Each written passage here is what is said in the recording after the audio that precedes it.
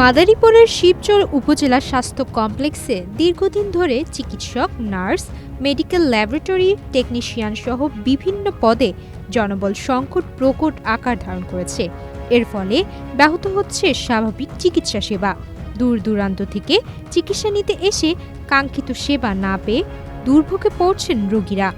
আধুনিক যন্ত্রপাতি থাকলেও জনবল সংকটের কারণে হাসপাতালে সামান্য রক্ত পরীক্ষাও করা সম্ভব হচ্ছে না। রোগীদের বাধ্য হয়ে বেসরকারি ক্লিনিক বা ডায়াগনস্টিক সেন্টারে যেতে হচ্ছে।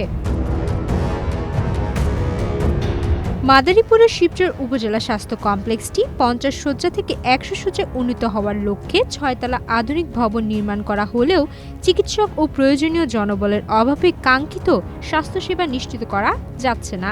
রূপায়ণ lake castle, welcome to the land of piece. প্রতিদিন গড়ে ৬৫০ থেকে ৭০০ রোগী হাসপাতালে চিকিৎসা নিতে এলেও সেই তুলনায় চিকিৎসক, নার্স, মেডিকেল ল্যাবরেটরি টেকনিশিয়ান, তৃতীয় ও চতুর্থ শ্রেণীর কর্মচারীর সংখ্যা অপ্রতুল। ডাক্তার দেখাইতে আমার অনেক দাঁতের সমস্যা, পামুনা দাঁতের ডাক্তার, চোখের সমস্যা, পামুনা চোখের ডাক্তার। আমরা গরিব মানুষ, আমরা এখন কোথায় দৌড়িয়ে যাবো?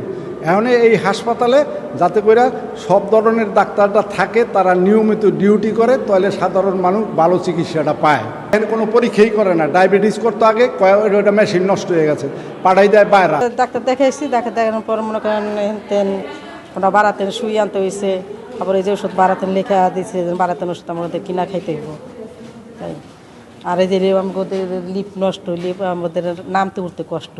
আমরা গতকাল রাত 10টার দিকে ভাই অনেক অসুস্থ হয়ে যায়, তারপর ইমার্জেন্সিতে আসি, ওইখান থেকে আমাদেরকে ভর্তি দেয়। তো ভর্তি দেওয়ার পরে আমরা এখানে যে বিষয়গুলো দেখলাম, তার মধ্যে সবচেয়ে দুঃখজনক একটা বিষয়, সেটা হচ্ছে কি আমরা এখানে আসি সুস্থ হওয়ার জন্য, কিন্তু আমার কাছে যেটা মনে হয় যে ওয়াশরুমের যে পরিস্থিতি, ওইখানে গেলে সুস্থ মানুষও অসুস্থ হয়ে যাবে। আমাদের শিবচর হাসপাতালে ১০০ বেড চালু হয় নাই, ৫০ বেডের কার্যক্রমে ৫০ বেডের হাসপাতাল, কিন্তু ১০০ বেডের কার্যক্রম চলতেছে, কিন্তু জনবল খুবই সংকট। যে জায়গায় ১৫ জন লাগবে সেই জায়গায় ৫ জন দিয়ে আমরা কাজ করতেছি। আয়া সুইপারের বিশেষভাবে আমাদের আয়া সুইপার লাগে। আয়া সুইপারতে ৩ বেলা লাগে ৬ জন, সেই জায়গায় ১ জন দিয়ে আমরা কাজ চালাইতে আসি। হাসপাতাল কর্তৃপক্ষ জানিয়েছে, শূন্য পদ পূরণের জন্য ঊর্ধ্বতন কর্তৃপক্ষকে একাধিকবার জানানো হয়েছে। দ্রুত চিকিৎসক ও অন্যান্য জনবল নিয়োগ হলে চিকিৎসা সেবার মান উল্লেখযোগ্যভাবে উন্নত হবে বলে আশা তাদের। আমাদের বর্তমানে প্রতিদিন গড়ে প্রায় ৬৫০ থেকে ৭০০ রোগী ইমার্জেন্সি এবং বহির্বিভাগে এবং অন্তঃবিভাগে চিকিৎসা নিচ্ছেন। আজকেও অন্তঃবিভাগে প্রায় ৮১ জন রোগী ভর্তি আছেন। আমাদের এখানে ১০০ শয্যার স্থাপনা তৈরি হয়েছে, কিন্তু এখনও প্রশাসনিক অনুমোদন আমরা পাইনি। তো ৫০ শয্যার যে জনবল, ওই জনবল দিয়েই আমরা আমাদের সাধ্যমতো চেষ্টা করছি জনগণকে সেবা দেওয়ার জন্য।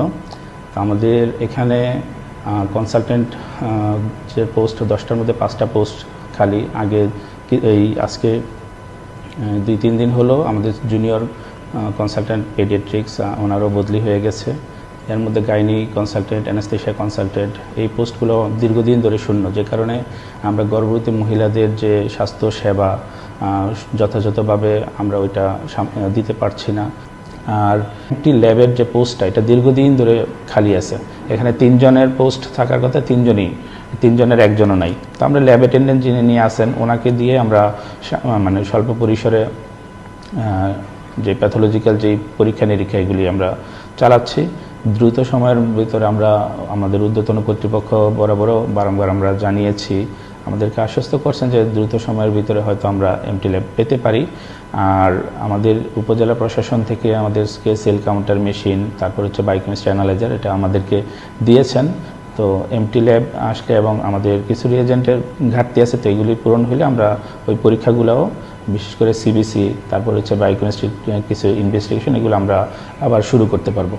শিবচর উপজেলা স্বাস্থ্য কমপ্লেক্সটি প্রায় ৪ লাখ মানুষের চিকিৎসা সেবার প্রধান ভরসাস্থল, কিন্তু দীর্ঘদিন ধরে চিকিৎসক ও প্রয়োজনীয় জনবল সংকটে হাসপাতালটির সেবার মান মারাত্মকভাবে ব্যাহত হচ্ছে।